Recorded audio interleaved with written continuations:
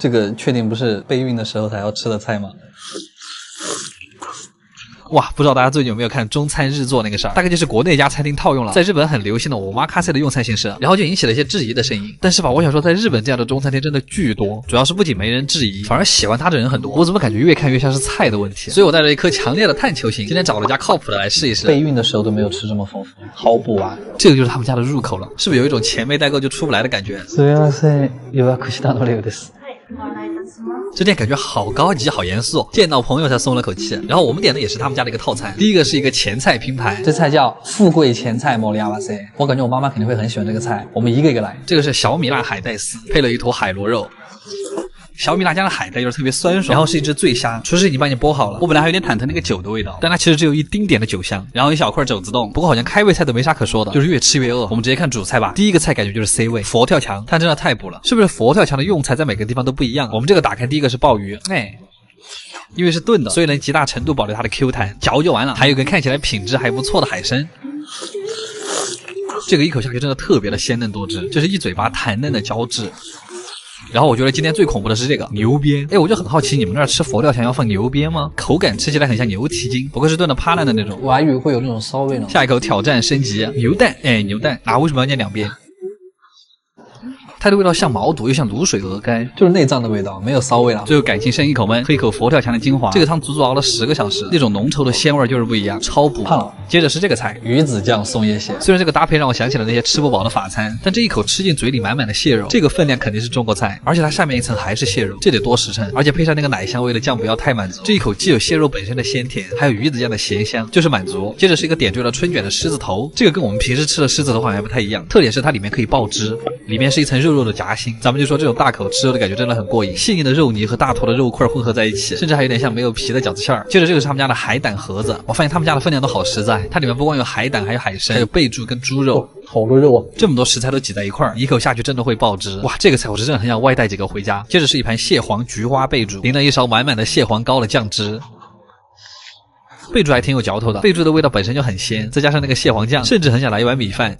中餐嘛，怎么少得了鱼？我就很喜欢这种没有刺儿的石斑鱼，还是红烧的。石斑鱼的肉炖出来就是细腻紧致，酱汁是酸甜口的，有点像松鼠桂鱼那个味道，又有点像宫保鸡丁的酱汁，挺复杂。果然石斑鱼就是嫩。总之就是酸酸甜甜不腻人，特别适合年夜饭吃。其实到这儿这顿饭的分量已经特别足了。我们还有个硬菜，这是配孜然羊排，还是货真价实的椰子。这个烤羊排闻起来羊膻味特别重，但吃到嘴里却不怎么膻，反而因为羊的油脂在嘴巴里化开变得特别香。我们直接来啃吧。总的来说，今天这一顿就是10全大补，感觉回家不胖个3、5斤都是对不起厨师长。这种才叫omakase嘛。阿基推荐指数9分，好胀。凯维尔。应该没有人不喜欢烤肉吧？大家都知道日本有一种很贵的牛叫和牛，对吧？但是你们知道为什么它的价格可以这么嚣张吗？是因为装逼吗？还是因为这种肉基本上不出口？店员说这个肉是透明的，我们来看一下哈。哇，在光下面真的是透明的。今天我们就找了一家日本最大美食评分网站目前排名第2的和牛烤肉店，没选第一是因为第一根本约不上，就很嚣张。我已经开始生气了，又到了吃烤肉的日子。好的，我们已经到了四谷站富人区啊，怎么又是富人区？东京的富人区是不是有点太多了？除了我家附近都是富人区吗？就连酒店的用量都非常奢侈呢。无语。窗边的位子，假装自己很有钱。2位主厨，不过他们只负责切肉，烤肉是3位老师轮流帮我们烤。废话不多说，我们开始吧。第一个小菜看着就让人很生气啊，这么大个盘子，多盛一点店会垮吗？真的就只有一勺，碗里就没了。一坨生肉，然后给你加了一点奶油，像极了omakase的感觉。人家本来就是，这个是每家高级烤肉店都逃不了的生肉环节。它是香油照烧，用的是瘦肉比较多的部位，一点蛋液再配上一点甜酱汁，淡淡的回甘让你瞬间开胃。第一盘烤肉就是他们家的至高推荐，幻之牛舌。这2片很厚的就是舌根肉。和牛有个特点就是肉特别粉嫩，因为脂肪太多了，烤到这种微微有一点卷的时候就是最嫩的。你如果从中间切开的话，还能清楚的看到里面软嫩的部分。哇，里面那一块肉真的像果冻一样，它嚼起来其实有点像菌干，但它又比菌干更弹，因为它里面像果冻或者龟苓膏的那种口感，挤上一点柠檬，这种爽脆弹牙的感觉真的可以治愈人。这2张薄切的就是舌尖肉，虽然不能说薄如蝉翼，但也是薄如蝉翼它徒弟了。这一块吃起来就是特别的韧，就是你可以嚼很久。看起来比较烂的这2坨是舌头下面的那块连接肉，这个地方基本上就全是筋，没什么肉，胆固醇味道特别重。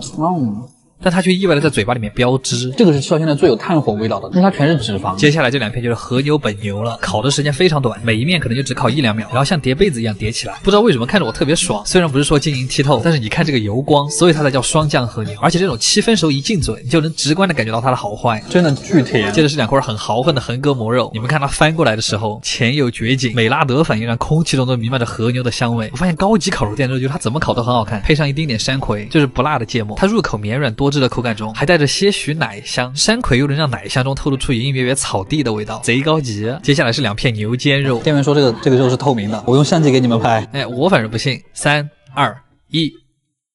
说实话，我看到这个其实还是惊了一下，它这个肉是怎么长成这个样子的？蘸一点点酱油，只是为了提鲜哈。再来2片牛肩肉的背面，这2片就是既有弹性的肉，又有丰富的脂肪，加起来看同样也是一幅画。接着还有很多内脏端上来，最后每人还会有2碗味道不同的和牛盖浇饭，太夸张了这个分量。所以你会不会让你的对象带你来这家店？阿基推荐指数9分，开。哎，是不是在大家的印象里面，在日本只要是个烧鸟店就会有提灯这个菜啊？但其实大部分烧鸟店是没有这个菜的。假提灯，也不知道为什么国内这么火。而且我最近总感觉因为太过于追求提灯而忽略了很多好店。这个菜不比米其林好吃吗？嗨，大家好，我阿健，又到了吃烧鸟的日子。在日本生活就是当你不知道吃什么的时候，哎，就吃烧鸟吧。我们今天去的这个地方叫四谷，你的名字的取景地其实有点像成都的桐梓林。这个地方藏了好多小店啊，哇，是一条幸福的街区呢。我们今天去的就是这家，有点温馨。我们开始吧。等等，6です。はい、谢谢呢。とサイズリ2つ。像我这种不怎么挑食的人，当然是厨师长给我什么我就吃什么，也不用选菜，简称我妈卡塞。第一个小菜是蛋黄配韭黄，真的就只有一小口，味道还没尝出来就已经吞了。这啥呀？然后这个是他们家解腻用的小菜，香菇白萝卜。这是一碗开胃用的黑胡椒鸡汤玉米糊，用鸡汤炖的特别鲜。虽然想厚着脸皮再要一碗，但是我不敢。然后千呼万唤始出来，一盘生肉端过来。生肉环节，这一盘的难度真的很大，里面有鸡胗、鸡肾、鸡心、鸡腿肉、鸡胸肉，哇，一夹鸡就要整整齐齐。先来浅尝一口鸡心。我仿佛继承了这个鸡生前的记忆。生肉嘛，谁没吃过？其实蘸一蘸酱油，味道还是没有那么恐怖。这个鸡肾我也吃了，那大妹无语。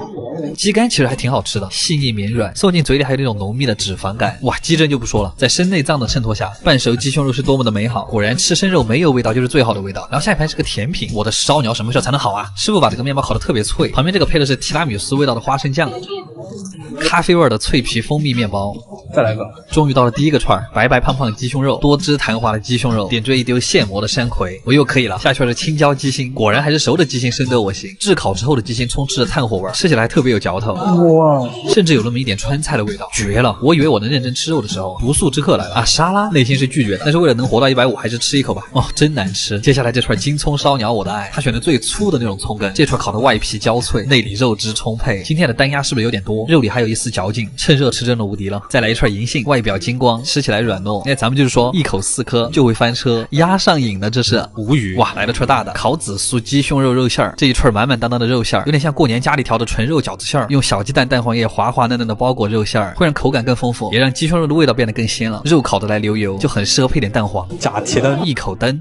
一口肉，一菜两吃，我真有才，像爆珠哎！接着一盘炭烤豌豆，疑惑，它其实里面还是新鲜脆嫩的，还是保留着蔬菜的清甜，怎么突然很想念干煸四季豆？还是那个好吃。这串炭烤鸡，这是肉眼可见的油光发亮，它是把肉骨展开了，方便你啃，所以这串跟我脸一样大。来吧，果然还是鸡皮比较香，焦脆的鸡翅皮一进嘴就爆油，而且因为烤得很焦就不会腻，这个鸡皮反而和里面的肉一样有韧劲，这一块肉是最香的。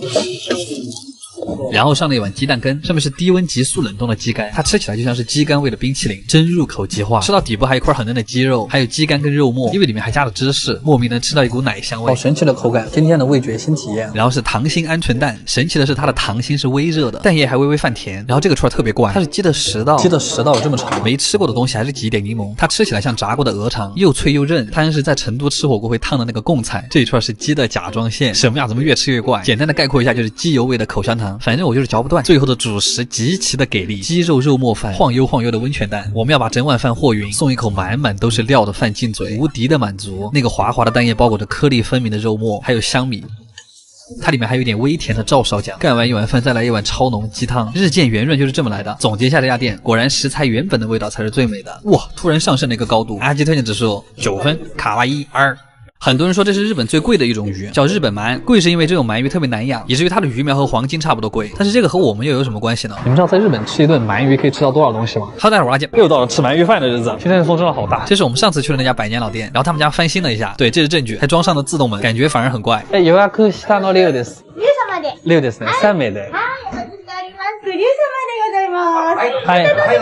里面还是老样子，墙上贴着酒单，大厨在面前杀鱼，吃鱼不长胖，开始吧，跟居酒屋一样，香味给你上一碗小菠菜，这个还真的不够塞牙缝。然后他会在旁边放一个鹌鹑蛋配白萝卜泥，用来解腻的，好 man 啊！我以后就用这种猛男音调配音了。一般日本鳗鱼店会给你上的第一个菜都是鳗鱼骨，很酥很香脆。回锅薯片，感觉幸福和我只差一包六婆了。接着这个是盐烧鳗鱼，其实就是白烧。这种烧法对鳗鱼的新鲜度要求很高，因为它没加什么调料。旁边的那块就是蒲烧，但是这一块它会故意给你烤得很瘪，鱼皮烤得像薯片，越嚼越有鳗鱼的香味儿。旁边还有一坨生姜鳗鱼，生姜又酸又辣，吃起来像泡菜夹鳗鱼，挤一点小柠檬会更解腻。接着我们是2个串儿，它们都是鳗鱼皮做的串儿，但它们的区别是一个是肚子上面的皮，一个是鳗鱼背上的皮。这种颜色浅一点的就是肚皮肉，它的脂肪会很多，都看得到，所以它也更软嫩多汁一点。它是一个由内而外的腻，背面的皮就是虽然油脆，但是又更加有韧劲，一咬它皮都展开了，感觉像是打了。接着是一串鳗鱼的脆骨，好像是那个鳗鱼背脊骨上面的那个肉，它的口感还挺神奇的，像烧鸟里面的烤鸡软骨，挤一点柠檬。但是你们想，鳗鱼的脆骨能硬到哪儿去？它更像一层薄薄的骨头。我发现师傅的手就没有停过，我的嘴也没有停过。接下来该到鳗鱼的内脏了，它是鳗鱼肝和里脊肉，2种不同的酱料，但是它们都很咸，一口咬下去就是内脏自带的微苦的味道，微苦的茶香味一下就漫出来了，吃烧鸟串的感觉。然后最后在上鳗鱼饭之前，还会最后给我们上几盘小菜，一点点薄盐烤出来的效果。